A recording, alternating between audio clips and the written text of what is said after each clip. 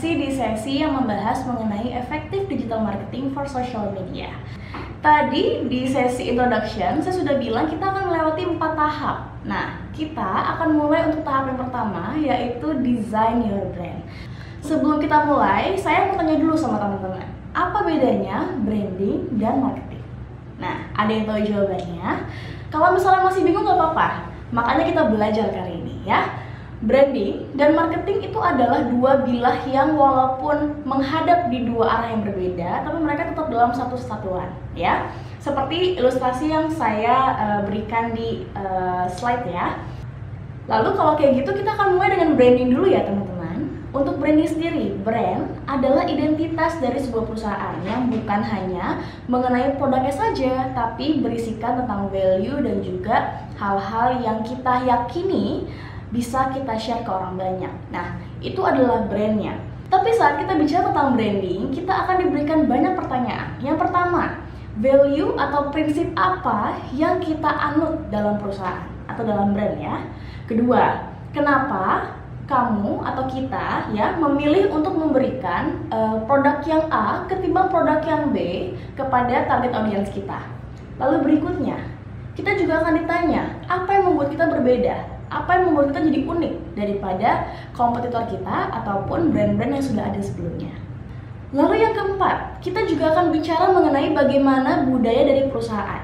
Nah, biasanya budaya perusahaan ini adalah hal-hal yang nanti akan secara natural terlihat ataupun keluar dari apa yang akan kita sampaikan ke target audiens kita.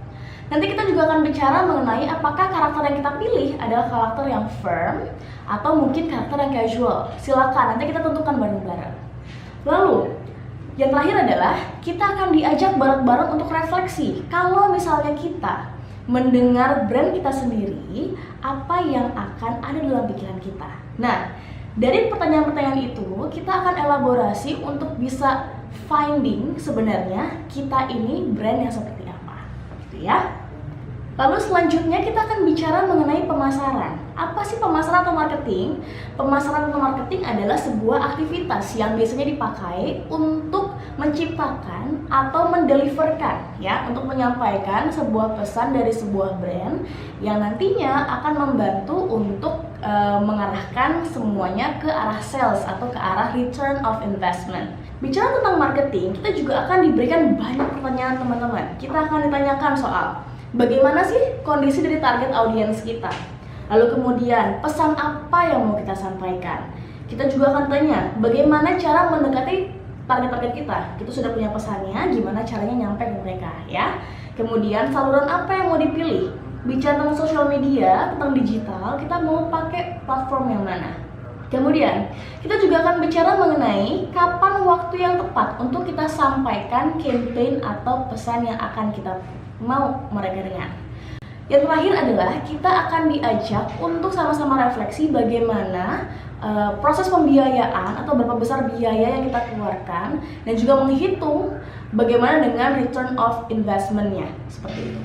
Nah, pertanyaan saya teman-teman, ini simple tapi biasanya suka agak susah ditanyakan ya. Mana yang lebih dulu, marketing atau branding? Jawabannya adalah branding dulu teman-teman. Teman-teman harus bisa membedakan branding dengan marketing. Sudah ada jelas halnya. Kalau misalnya branding akan fokus kepada brand, which is kita sendiri.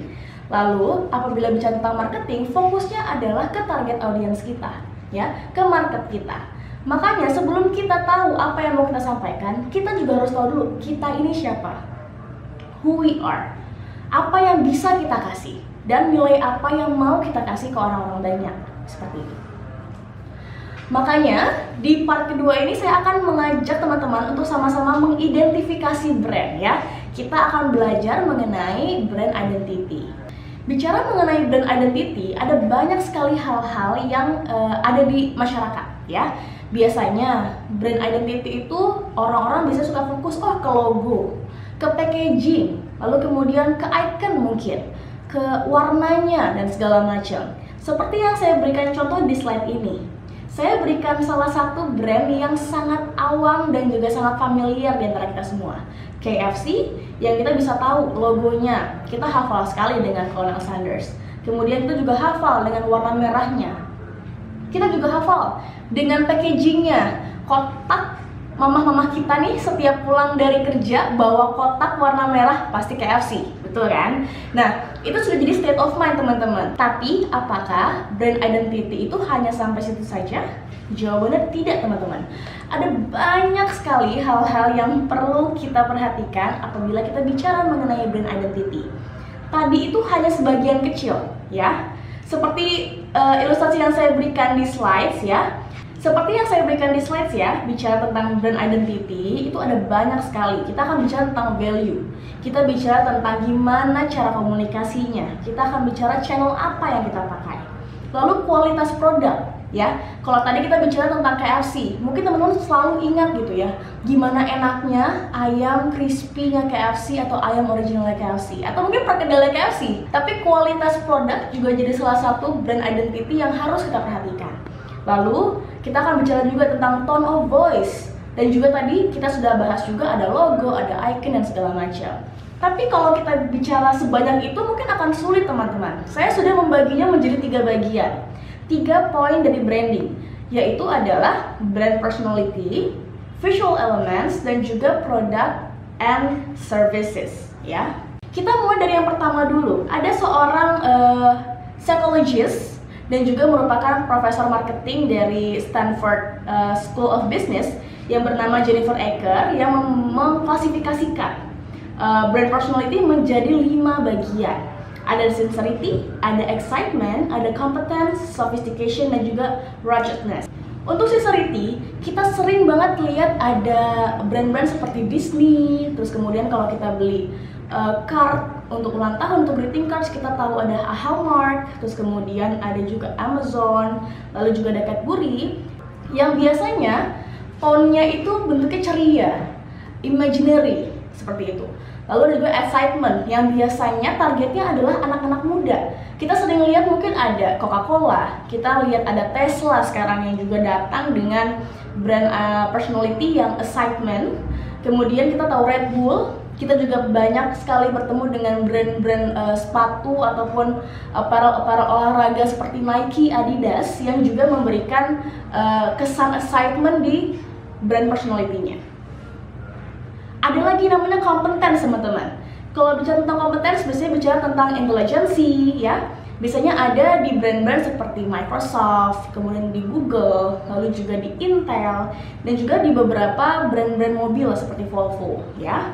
Kemudian ada lagi, yang keempat ada sophistication, di mana ini bicara tentang luxury, bicara tentang kemewahan, fancy, yang biasanya kita temukan di beberapa brand-brand jewelry yang kita bisa ada Tiffany & Co, kita bisa ketemu Rolex, kita juga bahkan ketemu ya sehari-hari kita tahu Apple. Itu juga jadi salah satu brand dengan brand personality yang menunjang atau mengedepankan sophistication. Dan yang terakhir adalah ruggedness, yang isinya adalah kebanyakan brand-brand yang bentuknya outdoor ya. Outdoor biasanya lebih ke western, kemudian manly ya, lebih gentleman, yang biasanya kita temukan di Jeep, di Harley Davidson, kita temukan juga di Timberland, atau di brand-brand rokok seperti Marlboro. Lalu dari mana kita mulai? Teman-teman harus selalu mulai dari kata-kata I am the one that ya. Saya adalah tipe yang gitu ya. Saya adalah orang yang, atau saya adalah brand yang gitu ya. Nah, sekarang teman-teman silakan pilih. Teman-teman memilih untuk mempunyai brand personality yang seperti apa ya.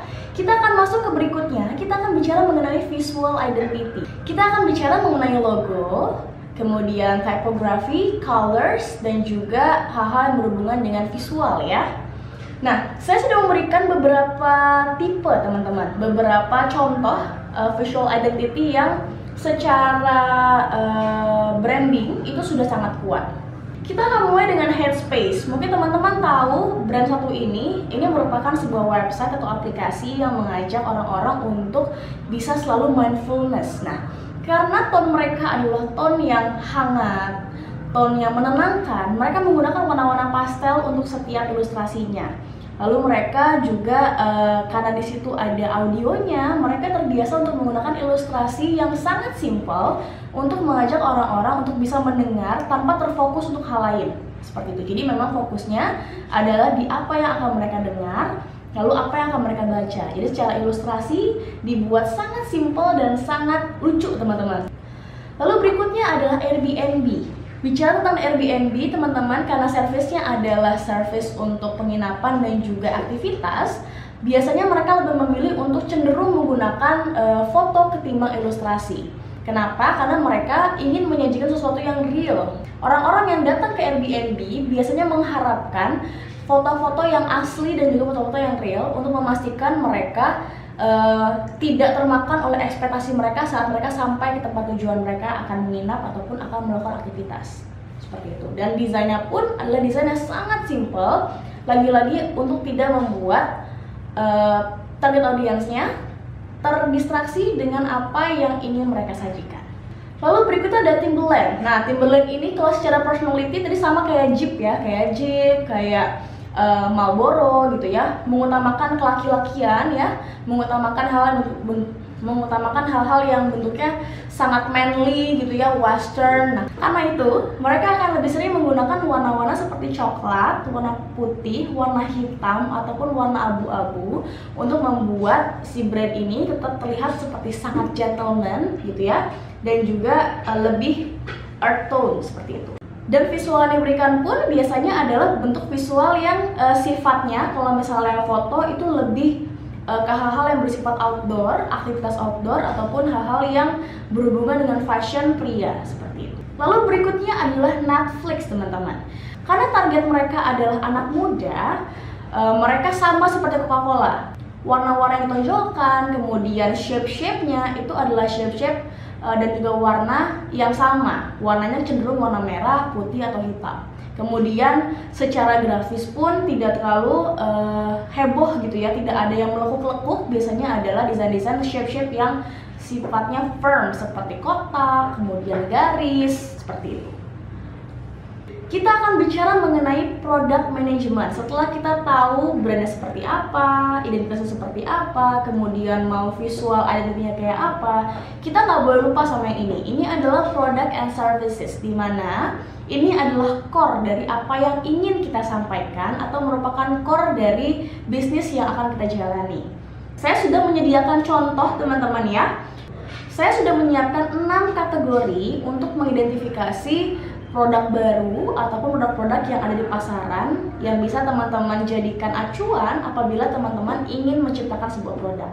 Yang pertama adalah new to the world product, di mana produk ini merupakan produk yang sangat baru bahkan di dunia ini. Mungkin teman-teman masih ingat zaman-zaman awal-awal kita kedatangan yang namanya ojek online. Itu merupakan produk ya, new product to the world. Yang kedua adalah new product lines, di mana produk yang ini adalah produk yang sebenarnya sudah ada di pasaran, tapi merupakan produk baru di brand kita, ya. Lalu yang ketiga adalah additional to existing product lines, di mana produk ini diciptakan untuk menunjang produk yang ada sebelumnya. Misalnya Apple, dia membuat handphone, dia memberikan additional produknya berupa earpods dan juga misalnya charger, gitu ya. Dan produk baru ini juga bisa dilakukan untuk melengkapi lini produk yang sudah ada. Misalnya secara rasa, secara kemasan mungkin lebih besar, kemudian ada rasa baru.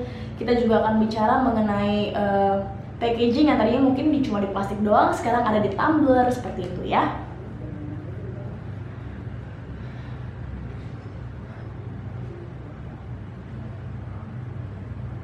Jawab tadi deh, kok agak beda ya? Oh enggak.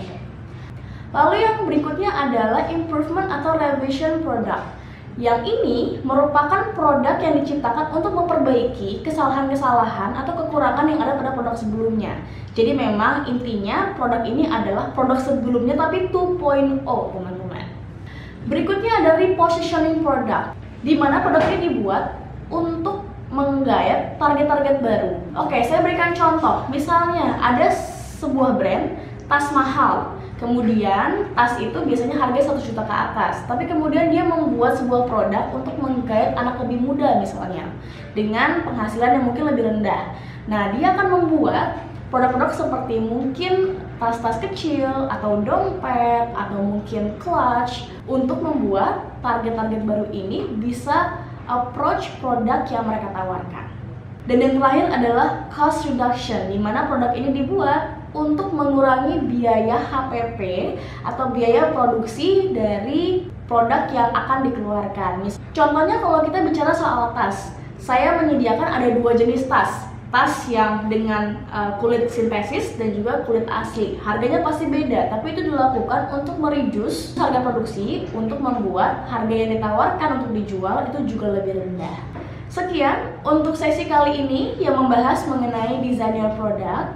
Setelah ini saya sudah siapkan sebuah tas untuk teman-teman kerjakan sebelum masuk ke sesi kedua, yaitu mengenai arrange your content. Ya, sampai ketemu di episode kedua. Bye bye.